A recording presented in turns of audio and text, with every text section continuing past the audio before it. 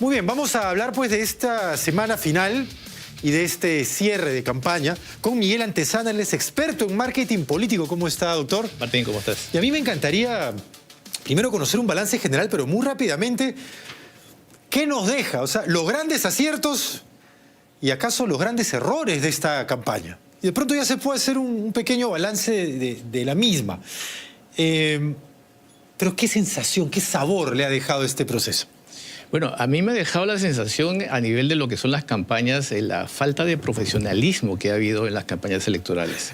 Finalmente, la gente va a votar por cualquier otra razón, O sea, pero no diciendo, por la campaña. han debido contratarme a mí, porque a quienes han contratado... No tanto, ¿no? Pero por lo menos, si lo analizamos así muy fríamente, muy objetivamente, fíjate, ¿quién va a justificar su voto por la campaña?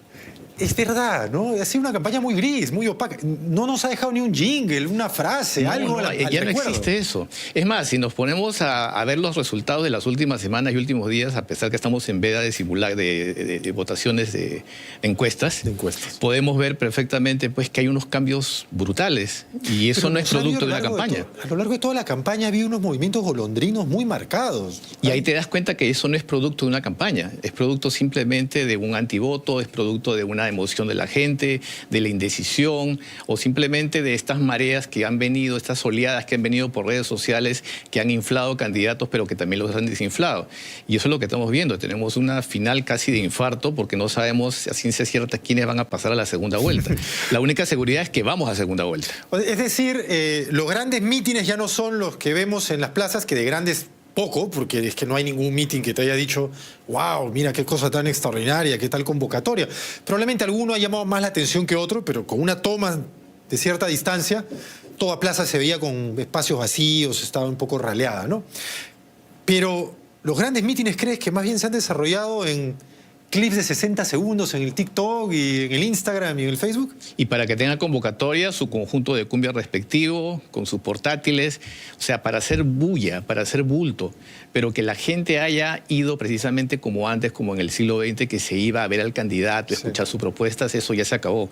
De hecho, por ahí hay un video de un candidato específicamente que está en su cierre de campaña, que lo acompaña un grupo de cumbia y la gente pifiando, ya termina, que venimos a ver al grupo. Entonces, ya no se ve esa identificación con un partido político, con una ideología, con un candidato. Pero ¿acaso por ello, lo que señalaba hace unos instantes, estos votos golondrinos, ¿no? Yo mencionaba los del TikTok porque, claro, ahora quizás el éxito ya no se mide en cuánta gente metes en una plaza, sino cuántas visualizaciones tiene tu clip. Pero probablemente llegamos a un nivel de intención de voto muy superficial, porque hoy día apoyas a uno y mañana, porque el otro tiene un mejor clip, de pronto te llamó la atención o empieza a figurar, te vas con él y apoyas a otro. Y la siguiente semana te vas con otro también. Y esto quizás podemos explicarlo también por el gran número de nuevos votantes que tenemos. Mucha gente joven está votando y mucha gente que está quizás entrando a su primero acto de votación, que quizás ha cumplido mayoría de edad hace 3, 4, 5 años, pero recién está votando. Entonces estamos hablando de una dinámica completamente distinta, y una forma de razonar también diferente, que consulta las redes sociales y está saturado de información. Hoy puedes ver un clip de algún candidato, pero puedes ver a favor y lo puedes ver en contra en los 5 segundos. Entonces no hay, digamos que, parámetros establecidos comunicacionales que vengan del candidato, que vengan del partido y que tú puedas decir, este partido o este candidato ofrece tal cosa. Pero no hay oferta de campaña. Entiendo ello, pero quisiera poner en duda eso de que hay una saturación de información, que la hay, pero no es lo mismo a procesarla, entenderla y sobre la base de ello votar o decidir a quién apoyas. ¿Por qué? Vamos a hablar de la candidatura de Belmont, por ejemplo. No podemos hablar de encuestas, pero podemos hablar de candidaturas.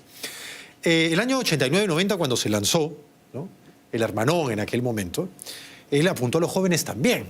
A tal punto que usó, y lo recordaba aquí con Lourdes Flores, que fue regidora de esa municipalidad en la que él era alcalde, usó en su campaña a Pac-Man, la figura esta del videojuego. Los jóvenes no lo conocían, tuvo mucho voto joven, llegó a la alcaldía. Ahora es un señor de 80 años, pero si un joven ahora quiere saber quién es él, puede rápidamente buscarlo, conocer su pasado, sus aciertos, sus desaciertos, las críticas sobre él, las investigaciones. Entonces, llama la atención que, en apariencia, tenga un gran arrastre en la juventud, cuando tienen todas las herramientas para conocer a mayor profundidad a ese candidato? Bueno, tomemos en cuenta que esta alza de la candidatura de Belbón ha sido en los últimos días. Entonces, digamos, hablemos de encuestas hasta la semana pasada. Exactamente. O en todo caso de tendencias hasta la semana pasada. De tendencias, por eso no estamos hablando de encuestas, simplemente estamos hablando, como tú dijiste, de la candidatura. La candidatura ha comenzado a subir, ha tenido un respaldo. Sin embargo, remontémonos días atrás, semanas atrás, por ejemplo, el caso Grosso, que lo conversamos en algún momento. Él subió precisamente por las redes sociales, tuvo un gran empuje en TikTok, pero después vino la contracampaña. Y una contracampaña entre comillas, porque en realidad fue simplemente dar una información más certera de algunos elementos que no se conocían de ese candidato. Cuando se dio a conocer toda esa información, entonces ya la siguiente medición, ya Grosso estaba cayendo, estaba en caída libre. Ahora, en este caso de Belmont, que está subiendo o que ha subido según la última medición, el resultado de esa contracampaña, entre comillas nuevamente, se va a ver el domingo. Vamos a ver si realmente la gente va a votar por él. ¿Cuál fue, desde el marketing político, el gran acierto de su campaña? ¿De Belmont? Sí. Es que en realidad la campaña de él fue muy pobre. Él se visibilizó en el debate. Pero fuera de eso, sabíamos que estaba en la lista de candidatos, sabía que existía Belmont, sobre todo los que conocemos a Belmont de hace muchos años, pero la gente joven en realidad no sabía exactamente quién era Belmont. Entonces, a través de su hija quizás sí tenía un público joven, ¿no? Su hija de 18 años que está en el TikTok, que fue su puerta de entrada a ese mundo joven, digamos. Claro. Hasta una comunidad tiene, la llama los espartanos. Entonces, ha creado una comunidad. Pero una cosa es crear una comunidad y tener un grupo de gente que te sigue, y otra cosa es de pronto empezar a visibilizarte a nivel nacional. Exacto. De tal forma que empiezas a generar cierta emoción. Likes no son votos, esa es otra cosa completamente diferente. Eso también es verdad. Tú puedes tener 1 millón de seguidores y eso no quiere decir que tengas 1 millón de votos. Entonces, ahí también veamos el fenómeno a través de las redes sociales. Si bien es cierto, y comparto contigo lo que dices, su hija quizás fue una plataforma importante para llegar a los jóvenes, pero aquí viene la parte informativa. Ella, por supuesto, nadie va a hablar mal de sí mismo, eso es obvio. Entonces, ahora que comienza a ser más conocido, tener más visibilidad, entonces se sacan todas las informaciones de quién fue Belmont en el siglo pasado, quién fue el alcalde, quién fue el candidato, quién fue el empresario que hizo negocios con su canal. Entonces, toda esa información los jóvenes no lo tenían, porque literalmente era del siglo pasado. Entonces, ahora no. Y fíjate, tú mencionaste cómo él trabajó en la década, en el siglo XX, su campaña. Sí. Pero en ese momento la velocidad de la información no era la misma que ahora. Tú podías tener un mensaje y tenían que pasar días para que te llegue el contramensaje. Ahora no. Yo te doy un mensaje y a los segundos ya tienes respuesta, ya tienes entonces un rebote o ya tienes un mensaje en contra. Entonces, eso es lo que ha venido pasando ahora y por eso la volatilidad tan grande de las encuestas que hubo hasta el domingo pasado. Hay un dato adicional a propósito de él, que es su mensaje distinto. Porque en esta campaña hemos escuchado una serie de mensajes punitivos, sombríos, pena de muerte, Corte Interamericana, penales, militares. Digamos que ha sido la tónica de la mayoría de mensajes políticos. Y de pronto sale él, uno ya evaluará si hay viabilidad o no hay viabilidad, pero usa el mensaje de Andrés Manuel López Obrador, el expresidente mexicano.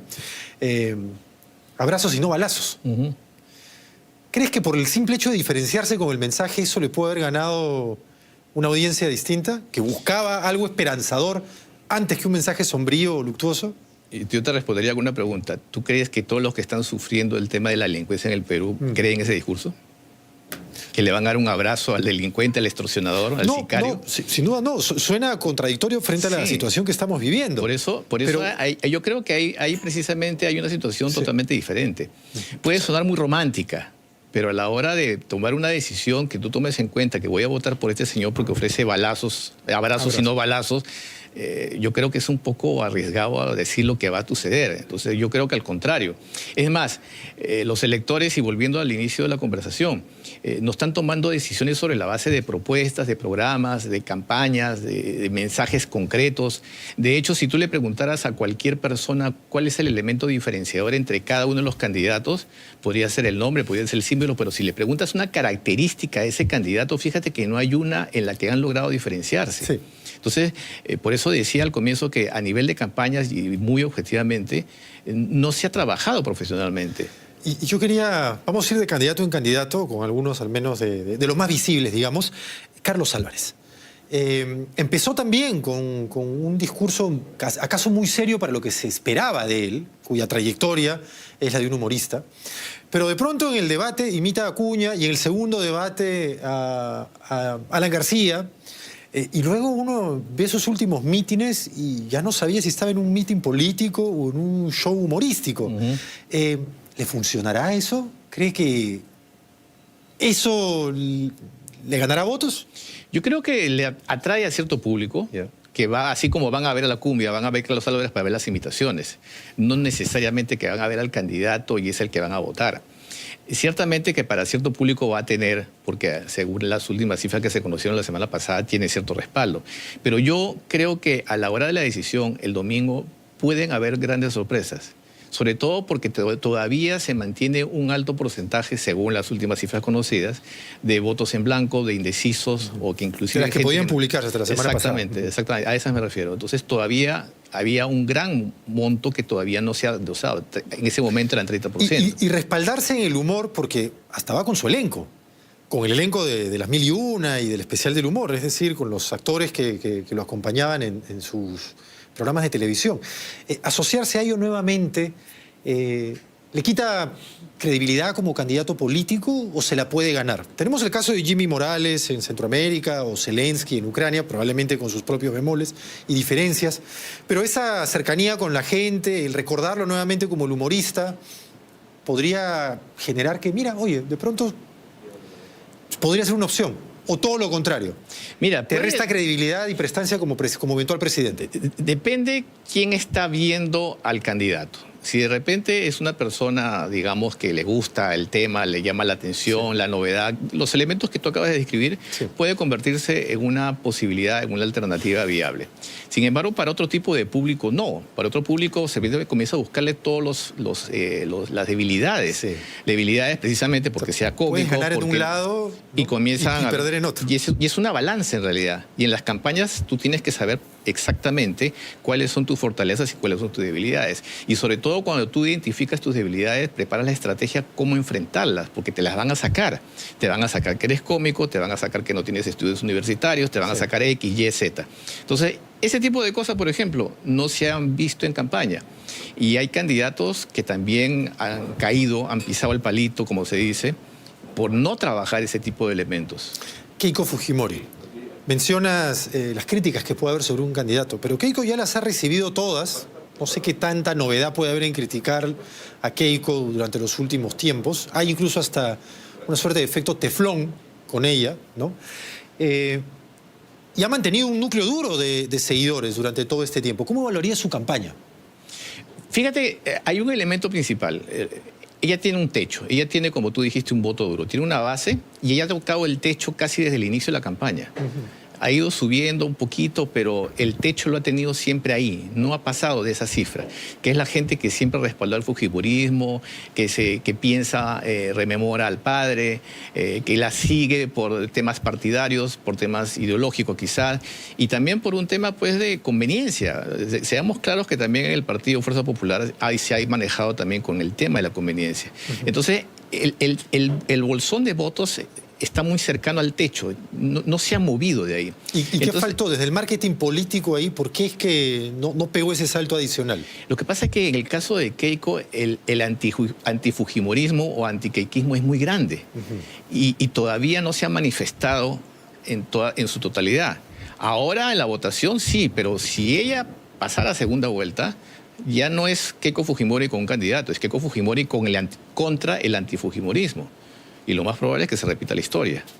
Ahora, ella en el debate, acaso queriendo romper esa inercia del antifujimorismo, trató de generar un clivaje distinto. Ya no fujimorismo, antifujimorismo, sino derecha e izquierda. Y le tendió una mano a Rafael López Aliaga. Nosotros podemos formar esa alianza, ¿no? ¿Ves viable esa estrategia política? Aunque Rafael López Aliaga la desechó en vivo a nivel nacional. No le funcionó, porque precisamente todos los comentarios después de haber hecho esa tendida de mano no fueron positivos, al contrario, fueron negativos. Y creo que quien más salió perdiendo fue López Aliaga.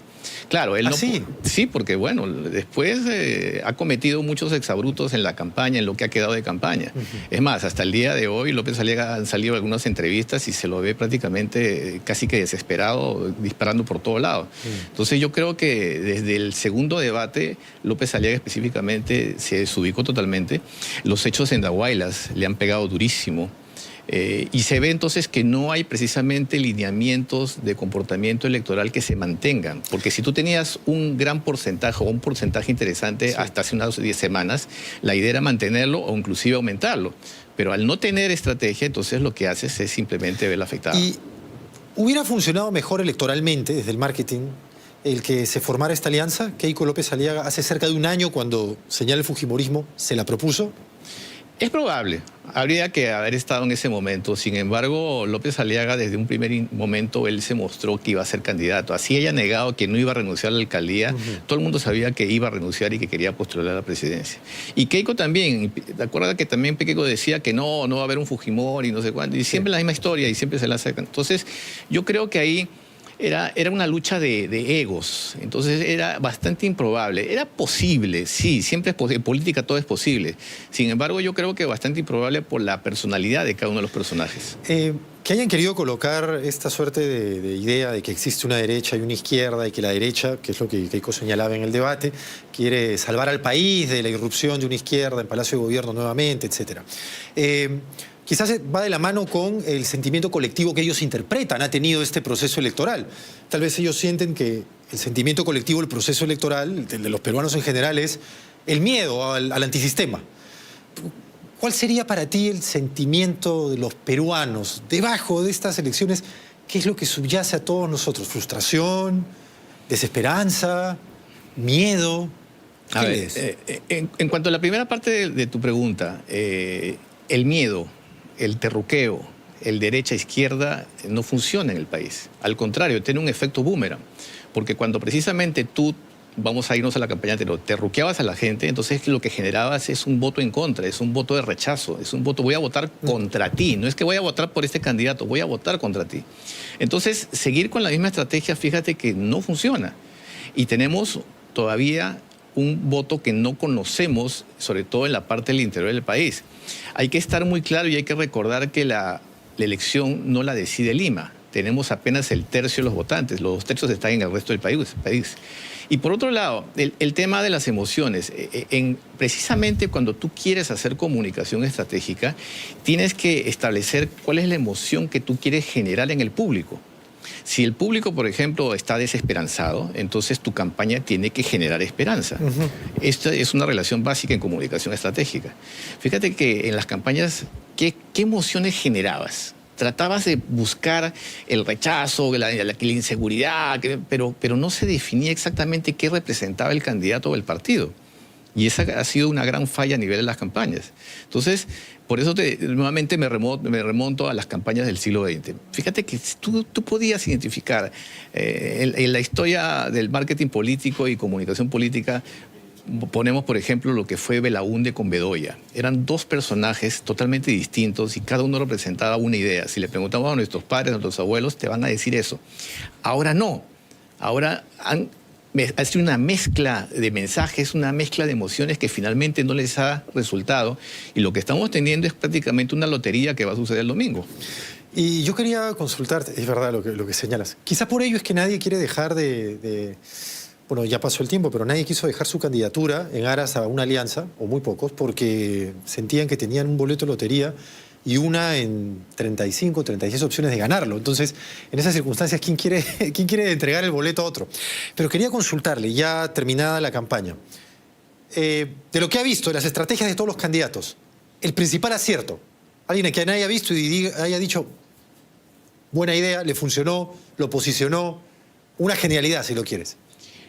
Tanto como genialidad no diría. Yo creo que sí ha habido una sintonía con utilizar las herramientas que están a disposición hoy, 2026. Llámese redes sociales, llámese uso de inteligencia artificial, llámese el tema de segmentación. O sea, las cosas que están disponibles se han utilizado. Ahora, que se hayan utilizado bien y que hayan tenido buenos resultados es otra cosa. Recordemos que apenas arrancó la campaña, el primero que utilizó la inteligencia artificial fue Williams, creando mensajes todo con inteligencia artificial. Pero no se sostuvo, porque además no había contenido de mensajes. ¿De qué te sirve utilizar una herramienta si no la sabes utilizar? Entonces, por el lado, digamos, positivo, sí, digamos que he estado sintonizado con la tecnología actualizada. Y el mayor desacierto en esta campaña, un error de algún candidato que pudo haber sepultado su candidatura, o al menos afectándola de manera notoria. Yo creo que muchos candidatos, el gran error ha sido el propio candidato. O sea, ellos como que han jugado en contra de sí mismos. Yeah. Han podido tener todo el aparataje, han podido tener todo el respaldo, todos los recursos, todo lo que tú quieras decir, pero entonces el candidato era el mismo que se saboteaba. Y hay varios que en la campaña sucedía eso. Bueno, yo creo que el más evidente es Acuña. Acuña ha tenido una cantidad de recursos que no tiene otro candidato, pero cada vez que el hombre abría la boca, pues la gente se terminaba riendo, porque no generaba ninguna empatía, generaba risa. Competía con Álvarez. Entonces, yo creo que hay algunos candidatos que ellos eran el gran problema en la campaña. Muy bien, te agradecemos mucho el que nos hayas acompañado. Miguel Antezana, experto en marketing político, y seguro con la distancia de los días se va a evaluar de otra forma este proceso electoral y qué acaso lo ha hecho único frente a otros que los peruanos hemos atravesado. Gracias nuevamente.